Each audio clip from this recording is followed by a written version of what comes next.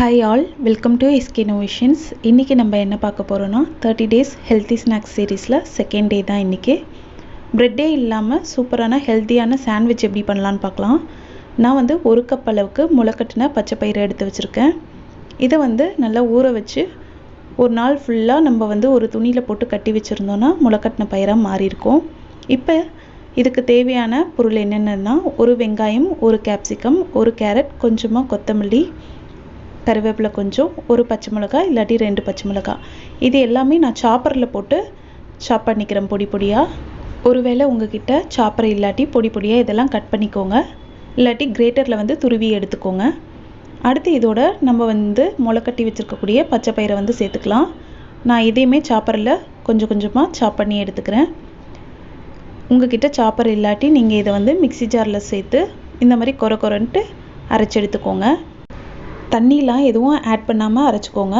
இதோட 1/2 டீஸ்பூன் இஞ்சி பூண்டு விழுது, 1/2 டீஸ்பூன் கரம் மசாலா தூள், 1 டீஸ்பூன் அளவுக்கு குழம்பு மிளகாய் தூள், தேவையான அளவுக்கு உப்பு. இந்த மாவு வந்து கொஞ்சம் பைண்டிங் கன்சிஸ்டன்சி வர அளவுக்கு நம்ம வந்து கடலை மாவு சேர்த்துக்கலாம். அதாவது நான் இப்போ லாஸ்ட்டாக காட்டுவேன் பாருங்கள், அந்த கன்சிஸ்டன்சி வர அளவுக்கு கொஞ்சம் கொஞ்சமாக கடலை மாவு சேர்த்து கொஞ்சமாக 1 டீஸ்பூன் இல்லாட்டி 2 டீஸ்பூன் அளவுக்கு தண்ணி சேர்த்து நம்ம இதை பிசைஞ்சு எடுத்துக்கலாம். பாருங்கள், இதுதான் கரெக்டான கன்சிஸ்டன்சி. இந்த மெத்தடில் நீங்கள் செய்யும்போது உங்களுக்கு பர்ஃபெக்டாக வரும். இப்போ இதை வந்து தோசை தவாலையோ இல்லாட்டி க்ரில் பேனில் அப்படி இல்லாட்டி டோஸ்டரில் போட்டு நம்ம டோஸ்ட் பண்ணி எடுத்துக்கலாம். நான் வந்து ஃபஸ்ட்டு டோஸ்டரில் போட்டு காமிச்சிடுறேன், அடுத்து வந்து க்ரில் பேனில் போட்டு காட்டுறேன். க்ரில் பேன் டோஸ்டர் இல்லாதவங்க தோசை தவாலை கூட இதே மெத்தடில் பண்ணிக்கலாம், இல்லாட்டி குழிப்பணியார சட்டியில் கூட பண்ணிக்கலாம். இதை வந்து போட்டு ஆயில் அப்ளை பண்ணி இதை வந்து மாவை வந்து சேர்த்து இந்த மாதிரி தட்டி விட்டுருக்கேன். இதை க்ளோஸ் பண்ணி 1 மினிட் மீடியம் ஃப்ளேமில் வச்சுக்கலாம்.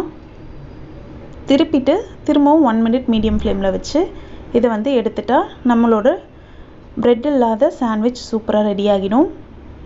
இதுக்கு வந்து சைட் டிஷ்ஷாக டொமேட்டோ கெச்சப் எதுவுமே தேவையில்லை, அப்படியே சாப்பிட்றதுக்கு ரொம்பவே டேஸ்ட்டாக இருக்கும். எப்போவுமே ப்ரெட்டில் சாண்ட்விச் பண்ணி கொடுக்காம இந்த மாதிரி செய்து கொடுத்து பாருங்கள். பிரெட் சாண்ட்விச்சை காட்டிலும் இந்த மெத்தடில் செஞ்சு சாப்பிடும்போது ரொம்பவே டேஸ்ட்டாகவும் இருக்கும், அதே சமயம் ஹெல்த்தியும் கூட. இது வந்து நீங்கள் மார்னிங் பிரேக்ஃபாஸ்ட்டுக்கு இல்லாட்டி டின்னருக்கு கூட செய்து கொடுக்கலாம், ஸ்நாக்ஸ்க்குன்ட்டு இல்லை. அப்படி இல்லாட்டி குழந்தைங்க ஸ்கூல் விட்டு வரும்போது சூடாக செய்து கொடுங்க, ரொம்பவே விருப்பமாக சாப்பிடுவாங்க, ஹெல்த்தியானதும் கூட. கண்டிப்பாக எல்லோரும் ட்ரை பண்ணி பாருங்கள். இந்த மாதிரி உங்களுக்கு நல்ல நல்ல ஹெல்த்தியான ஸ்நாக்ஸ் ரெசிபி வேணும்னா நம்ம சேனலை மறக்காமல் சப்ஸ்கிரைப் பண்ணுங்கள். நேற்று வந்து நம்ம சேனலில் சிமிலி உருண்டை ரெசிபி போட்டிருக்கேன், தேவைப்படுறவங்க டிஸ்கிரிப்ஷனில் லிங்க் தரேன், செக் பண்ணி பாருங்கள்.